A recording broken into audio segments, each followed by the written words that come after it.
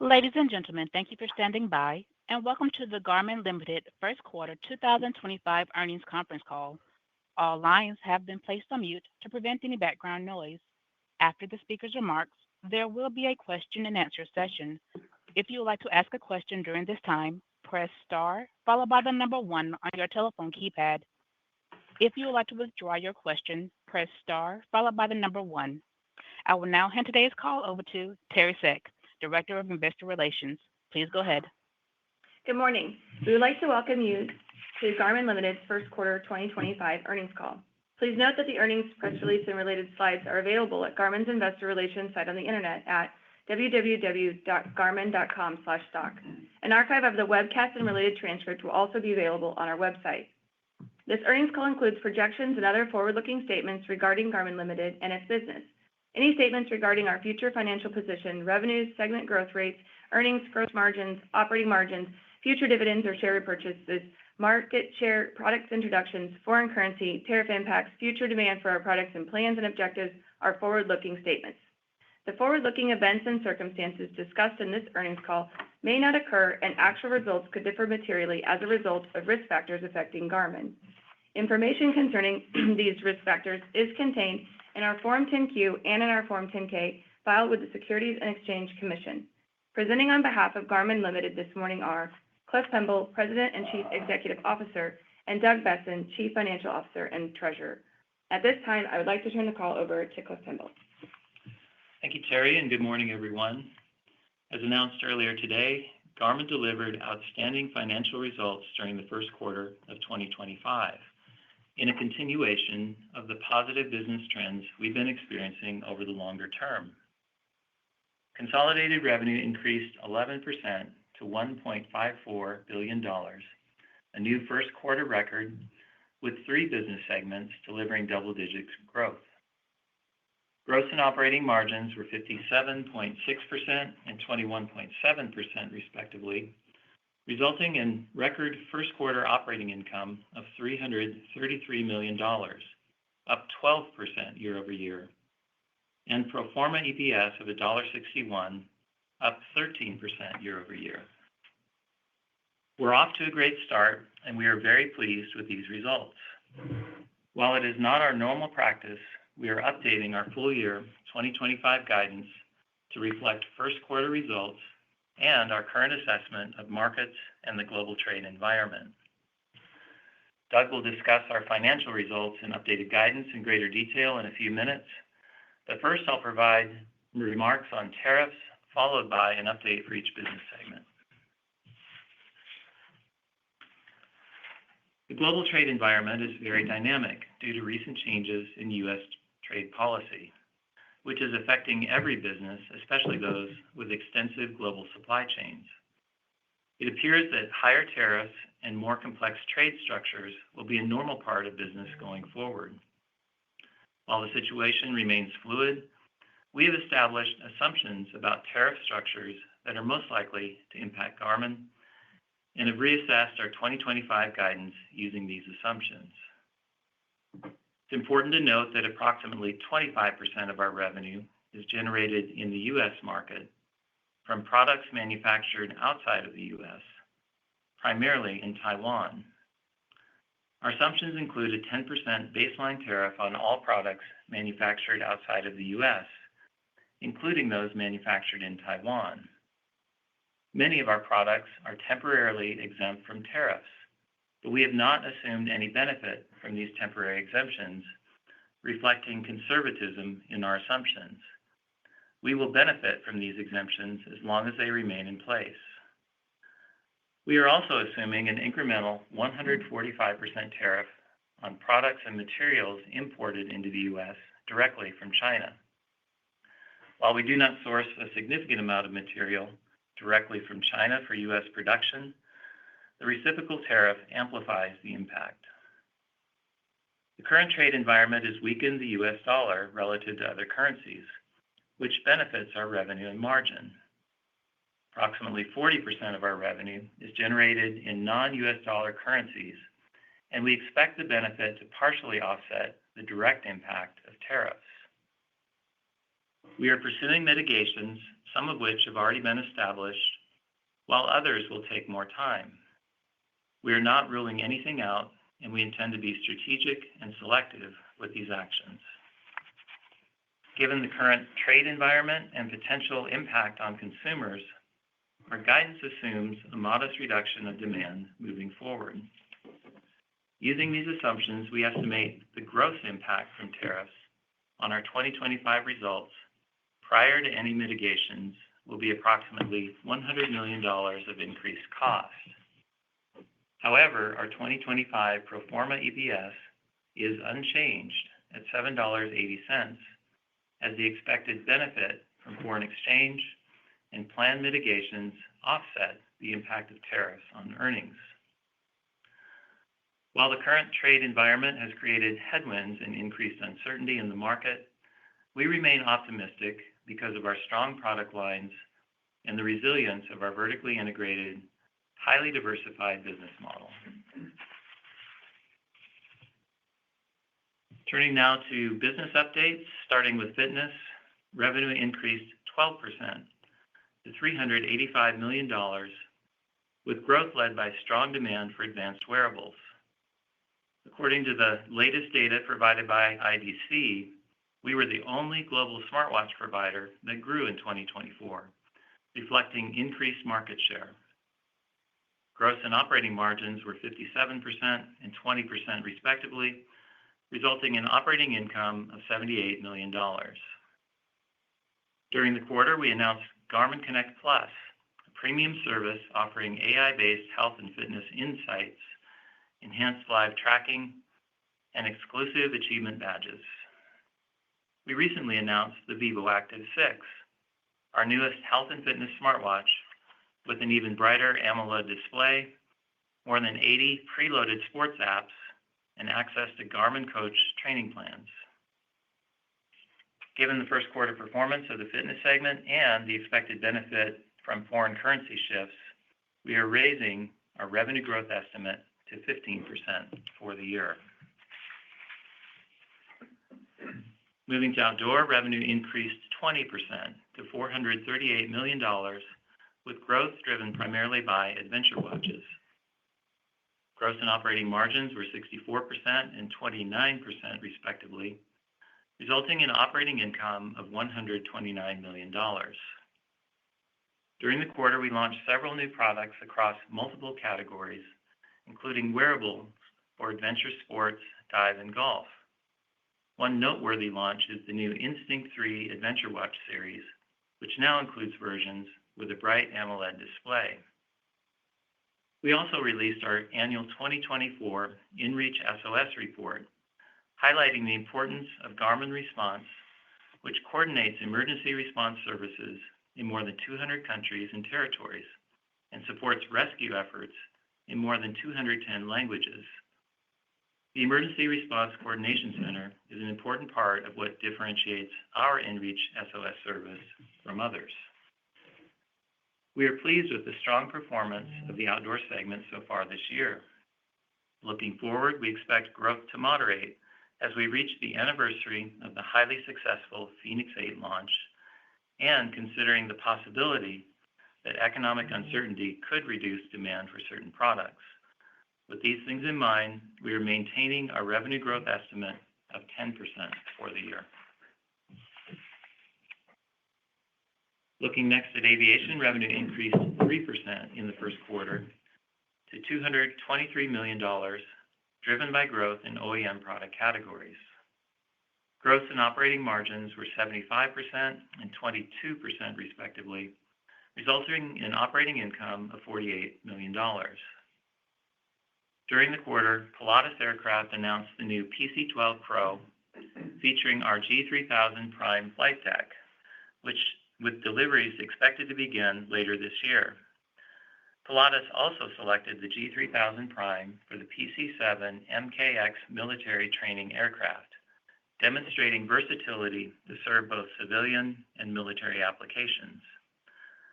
The G3000 Prime flight deck is truly extraordinary and significantly raises the bar for modern cockpit system technology. We were also named Supplier of the Year by Cirrus Aircraft, reflecting our commitment to create the best products and provide outstanding service to our customers. Given the first quarter performance of the aviation segment, we are maintaining our 5% revenue growth estimate for 2025. Turning to the marine segment, revenue decreased 2% to $319 million, primarily due to the timing of promotions.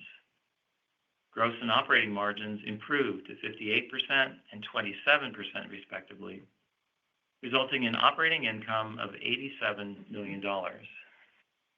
During the quarter, we launched the Force Pro trolling motor with multi-band GPS for improved control, reverse thrust capability, and a built-in sonar transducer. Also during the quarter, we were named 2025 Supplier of the Year for the second consecutive year by Independent Boat Builders Incorporated for providing outstanding service, support, and dedication to its owner network. Given the first quarter performance of the marine segment and continued softness in the overall market, we now expect 2025 revenue will be flat versus the prior year. And moving finally to the auto OEM segment, revenue increased 31% to $169 million, with growth primarily driven by increased shipments of domain controllers to BMW. Gross margin was 18%, and the operating loss narrowed to $9 million. During the quarter, Honda Motor Company announced the 50th anniversary model of the iconic Goldwing motorcycle, featuring a complete infotainment solution from Garmin. Given the first quarter performance of the auto OEM segment, we are now maintaining our 7% revenue growth estimate for 2025. That concludes my remarks. Next, Doug will walk you through additional details on our financial results. Doug? Thanks, Cliff. Good morning, everyone. I'll begin by reviewing our first quarter financial results, provide comments on the balance sheet, cash flow statement, taxes, and updated guidance. I posted a revenue of $1,535 million for the first quarter, representing an 11% increase year over year. Gross margin was 57.6%, 50 basis point decrease in the prior year quarter. The decrease was primarily due to segment mix. Operating expense as a percentage of sales was 35.9%, 50 basis point decrease. Operating income was $333 million, a 12% increase. Operating margin was 21.7%, compared with the prior year quarter. Our GAAP EPS was $1.72. Pro forma EPS was $1.61. Next, look at our first quarter revenue by segment and geography. In the first quarter, we achieved double-digit growth in 3 of our 5 segments, led by the auto OEM segment, 31% growth, followed by the outdoor segment with 20% growth, the fitness segment with 12% growth. By geography, we achieved growth in all 3 regions, led by 23% growth in EMEA, followed by 9% growth in APAC, 4% growth in Americas. Looking next at operating expenses. First quarter operating expense increased by $48 million, or 10%. Research and development increased approximately $26 million, and SG&A increased approximately $22 million compared to the prior year quarter. Both increases are primarily related to personnel-related expenses. A few highlights on the balance sheet, cash flow statement, and taxes. End of the quarter with cash, marketable securities, approximately $3.9 billion. Accounts receivable increased year over year due to strong sales, but decreased sequentially to $787 million following the seasonally strong fourth quarter. Inventory increased year over year sequentially to approximately $1.6 billion. In the first quarter of 2025, we generated free cash flow of $381 million, a $21 million decrease in the prior year quarter. Capital expenditures for the first quarter of 2025 were $40 million, probably $7 million higher than the prior year quarter. We still expect full year 2025 free cash flow to be approximately $1.1 billion, capital expenditures approximately $350 million. In the first quarter of 2025, we paid dividends of approximately $145 million, purchased $27 million of company stock. At quarter end, we had approximately $210 million remaining in the share purchase program, which authorized through December 2026. Reported effective tax rate 14.5% compared to 15.6% in the prior quarter. Decrease in the current quarter is primarily due to increased tax benefits from stock-based compensation. Turning next to our full year guidance. We estimate revenue of approximately $6.85 billion compared to our previous guidance of $6.8 billion. Increase is primarily due to the expected net favorable foreign currency impacts, partially offset by modest weakening of demand. As a point of reference for the foreign currency impacts, approximately 40% of our sales denominated in non-U.S. dollar currencies, and the euro is about half of the non-U.S. dollar currencies, resulting in a benefit to revenue when the U.S. dollar weakens relative to other major currencies. We expect gross margin to be approximately 58.5%, just 20 basis points lower than our previous guidance to be 8.7%, to an estimated $100 million of increased costs from tariffs, mostly offset by expected favorable foreign currency impacts and planned mitigations. We expect an operating margin of approximately 24.8% compared to our previous guidance of 25%. Also, we expect a pro forma effective tax rate of 16.5%, which is unchanged from our previous expectations. This results in expected pro forma earnings per share of approximately $7.80, which consists of our previous guidance. This concludes our formal remarks. Tamika, can you please open the line for Q&A? At this time, if you would like to ask a question, press star followed by the number one on your telephone keypad. If your question has been answered and you would like to remove yourself from the queue, press star followed by the number one. We'll pause for just a moment to compile the Q&A roster. Your first question is from the line of Joseph Cardoso with JP Morgan. Hey, good morning. Thank you for the details in the question here. Maybe for my first one, in the prepared remarks, you talked about a modest demand reduction assumed in the outlook. But if we take a step back, just curious, as we look across the first quarter trends across your segments and perhaps even the second quarter trends today, are you observing any indications of potential demand pulling at your customers as they possibly attempt to build inventory to de-risk kind of this volatile tariff situation? And then I have a follow-up. Yeah, I think, good morning, Joseph. I think at this point, we have not seen any indications of weakness. We already mentioned that the marine market has been somewhat soft, and that's been fairly consistent. I think, if anything, with the real-time pulse on our registrations, the demand for our products and the registrations, which really means sell-through, has been very strong.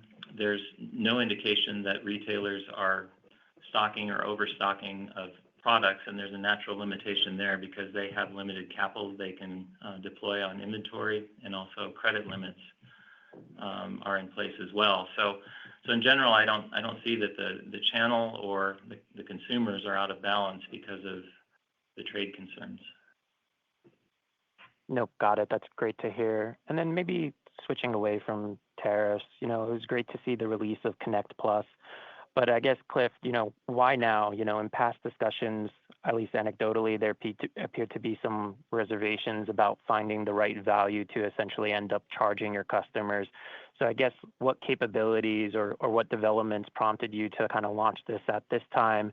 And then obviously early days, but curious if you can provide any initial indications around customer reception, interaction with Connect Plus that might be indicative of increasing appetite to use the app, et cetera. Just curious if there's anything you can share on that front as well. Yeah, I think we've been saying for a while that we are evaluating opportunities to have a premium offering on Garmin Connect.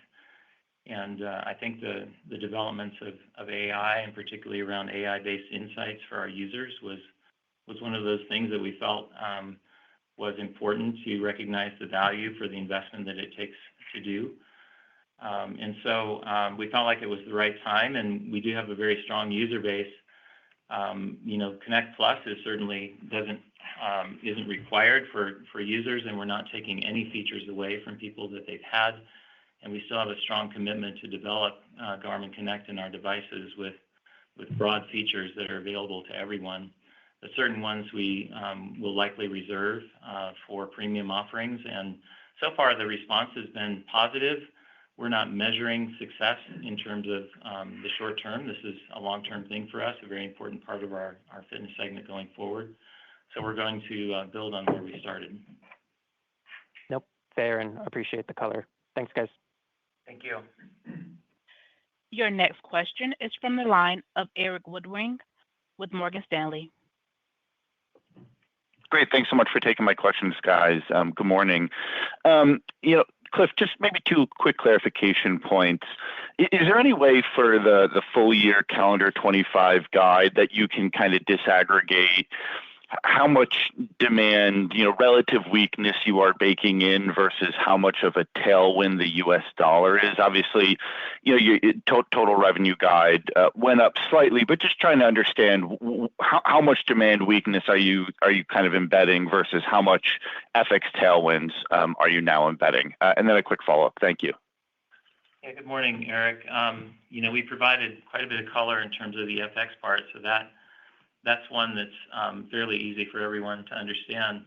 I think when you get below that in terms of demand shifts as well as mitigations, it's very hard to disaggregate, and so we're not providing additional color on that. But in terms of just our overall feeling on demand, we don't feel like there's really any shift at all. We're just including the possibility of a modest decrease, so not very much, and for the most part, all of our mitigations plus the FX benefit goes to the bottom line as a net zero impact.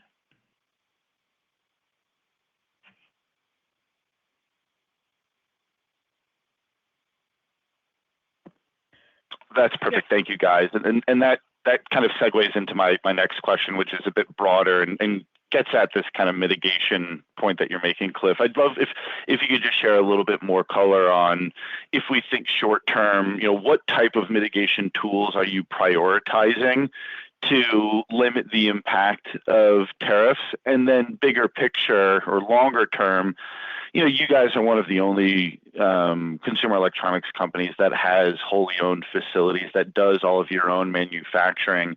Does the current tariff landscape get you to rethink that at all, or your geographic footprint? Any changes? I realize it's still early and there's a lot of volatility here, but any influence that this current policy could have on how you are thinking about your supply and assembly exposure? Thanks so much. In terms of mitigations, I think everything is on the table, as I mentioned, and we're considering all of them. There's no one size fits all, and we're not taking a broad approach to mitigations across all of our segments and all of our product lines. We're evaluating everything case by case. There are shorter term things that we can do in terms of sourcing actions, and some of these things were actually in progress before any of the current trade situation started to evolve, and so we'll get the benefit of those actions we were already taken, but in general, we're doing what we can in the short term, and then we'll continue to work on the longer term mitigations to optimize our overall results.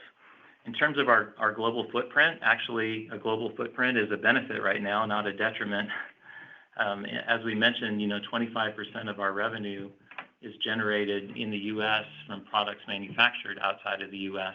So 75% of our products go elsewhere. And so a global footprint is required in order to be able to serve all of the markets.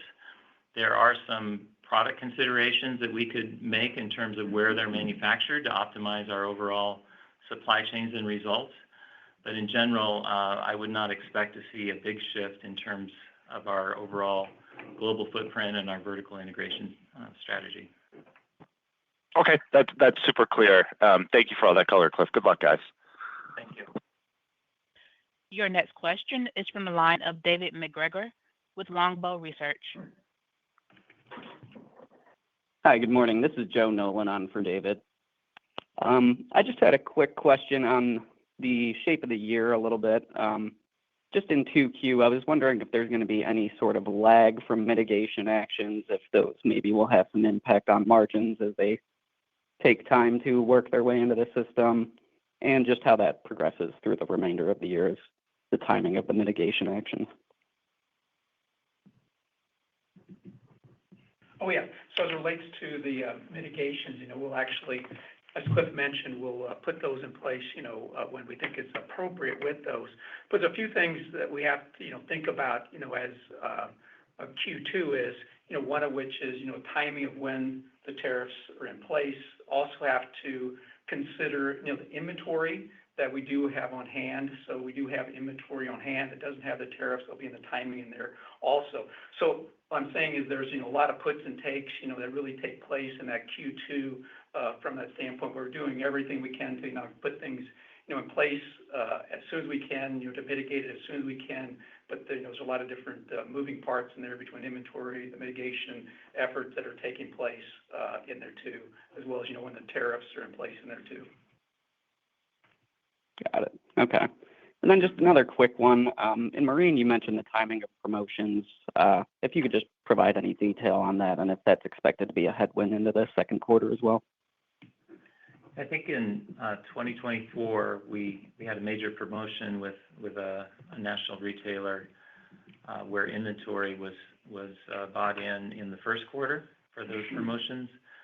And that promotion will occur this year, or did occur in the second quarter, and inventory was purchased slightly later. So it was really a shift in terms of a single promotional event. And we would expect, some of those dynamics to ripple into the second quarter when it comes to our overall performance.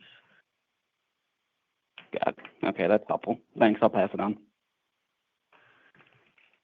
Your next question is from the line of George Wang with Barclays. Well, hey, guys. Thanks for taking my question. Just kind of take a step back, kind of for high level, philosophically, how to think about consumer demand backdrop in the second half, kind of puts and takes with the fluidity of the situation given ever-changing tariff policy. I'm just curious, given diverse portfolio and sort of a more premium approach for the Garmin, especially on the wearables and fitness side, whether, it's a bit more shielded and kind of, you noted kind of you took down the demand as a precaution measure. Just curious, how to frame kind of upside versus downside risk for the consumer demand as we head into second half. People talk about cliff for the second half, that's probably more of a consensus, but we really haven't seen any real data points. Just curious if you have any other color to add. Yeah, I thank you for the question. I think no one has a crystal ball into what the consumer will do. As I mentioned earlier, so far the indications are no change in terms of behaviors. The demand for our products is still very strong, but we're including the possibility that it could weaken some. I think people would probably say we're ignoring the risk if we didn't do that. So consequently, we've included some conservatism around that. But I think in terms of your point about the diversity of our company and our product lines, I think we offer unique products, and when people want to have a product like what we offer, we believe that they probably will step up and buy it. And so consequently, we're not factoring in significant changes in terms of overall demand, just a little bit of incremental softness. Okay, great. And just to kind of segue quickly, just in terms of mitigation measures, I understand that you guys are not specifically telegraphing the specific measures, but I think a small price raise, could be on the docket just as a consensus. Just curious, how you think about the pricing power for Garmin products, given pretty strong following. I feel like that could be one of the easiest ways, just by kind of low single digit to 5% price raise. So do you think that's something kind of in the ballpark? And if you have higher pricing, do you think kind of 100 million gross impact from tariff could be understated, just all else being equal? Just curious, whether you can potentially walk up the guidance for the balance of 25 if you kind of have pricing so they follow through and some other cost cuts, etc. Yeah, I think that's a very good question. Just one point of clarification: there will always be a gross impact from tariffs because there's always a cost. So the real question is, how can you mitigate it? And your specific question is about how we can mitigate through pricing actions. As I mentioned, everything's on the table, so we're evaluating pricing, not broadly, but specifically in context of each market and product line. I can't say, what we're going to do in specific circumstances, but there are cases where definitely there's room to have different pricing, and there's other cases because it's more competitive and difficult to increase prices. So we're managing it case by case, and of course we'll use the opportunities where we can, but otherwise we're going to make sure that we maintain our market share and optimize our overall profit dollars in this environment. Okay, great. Just quickly, if I can squeeze in, just in some shifting to auto OEM margin profile, are you guys sticking to the medium-term model for auto OEM in terms of the gross margin, the OPM margin, or do you think the tariff and the macro is slightly, pushing out the break-even for the business? I think we're still modeling the high teens, 20% gross margin level for this segment. Tariffs are still a factor for auto OEM, and there's a lot of noise around how tariffs will be applied. In this market, we're also working very closely with our partners to seek cost recoveries for any additional costs that we have on the tariff side of things. And so, in general, we're staying with our model because we believe there's a few more levers there that we can manage. Great. Thanks again, and congrats again on the strong execution. I will go back to the queue. Thank you, George. Your next question is from the line of Ben Bollin with Cleveland Research. Good morning, everyone. Thanks for taking the question. Could you talk a little bit about the relative performance across the geographies? The Americas obviously grew, but a big decel versus last quarter. EMEA continues to really outperform. Any thoughts on the dynamics you're seeing across geos that are contributing to the relative performance levels? And then I have a follow-up. Yeah, the geographies reflect a little bit of where the biggest markets are for some of our segments. In the Americas, marine and aviation are the majority of those markets are in the Americas market area. So the lower performance of growth in those two segments, of course, influence the Americas region. In EMEA, we're very strong, especially on the wearables side of things, and a lot of growth there in terms of our advanced wearable products. So that influenced EMEA as well. And finally, auto OEM, with our European deliveries out of our Poland factory to BMW, grew significantly year over year as we put new models into production, and so therefore that influenced the growth there as well. Thanks.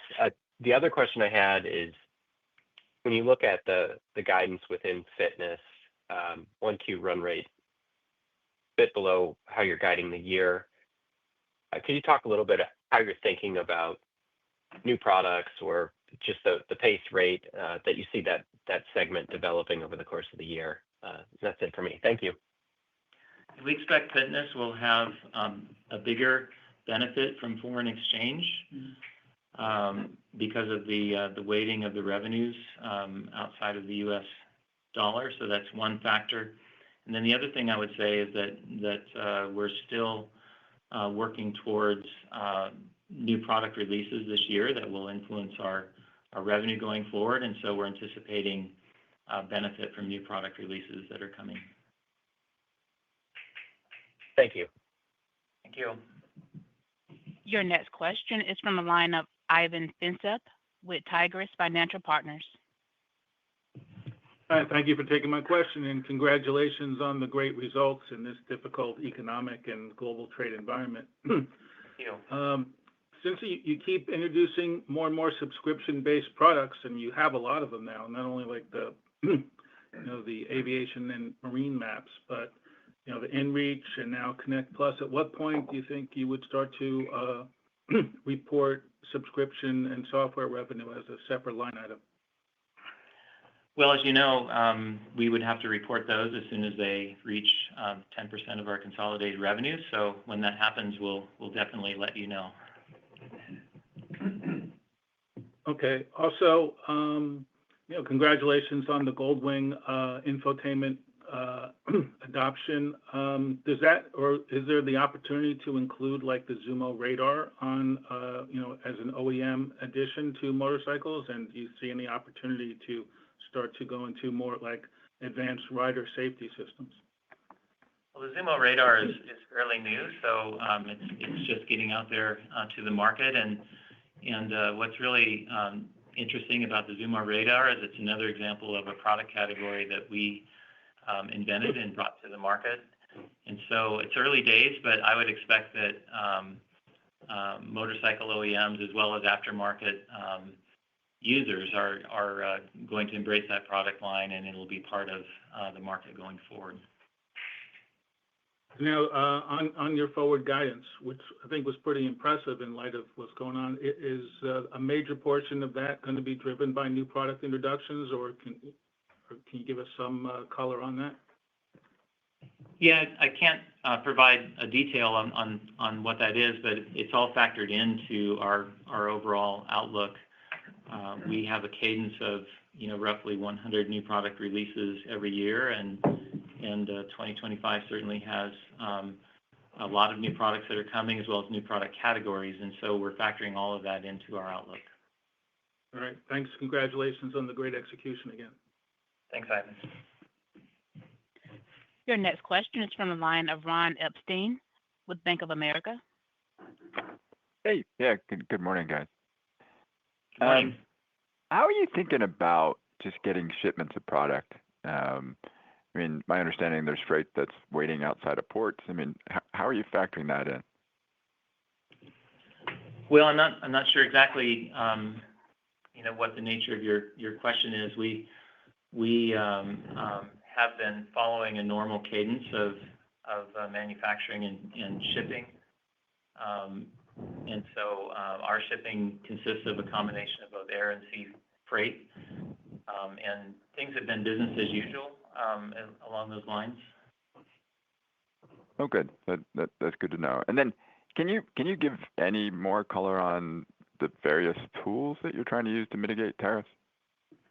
Yeah, as I mentioned, everything is on the table, so we're looking at a broad range of things from the detailed sourcing level of supply chains to where specific products might be manufactured, to pricing, to overall cost structures within the company. So everything is on the table. We're not ruling anything out.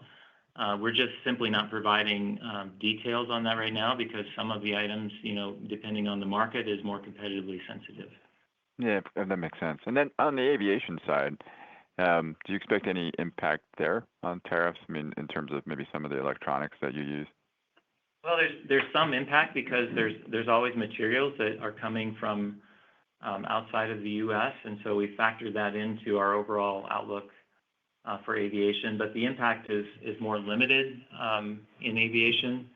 And as you know, we do most of our manufacturing of aviation products here in the United States in two different factories in Oregon and Kansas. Yeah, that's great. All right, cool. Thank you very much. Thank you, Ron. As a reminder, to ask a question, press star followed by the number 1 on your telephone keypad. Your next question is from Noah Zatzkin with KeyBanc Capital Markets. Hi, thanks for taking my questions.